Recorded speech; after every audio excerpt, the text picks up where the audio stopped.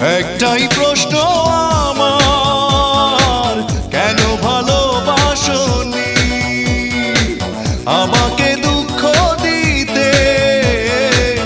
একটু কি তুমি ভাবনি এতটা কাঁদতে হবে?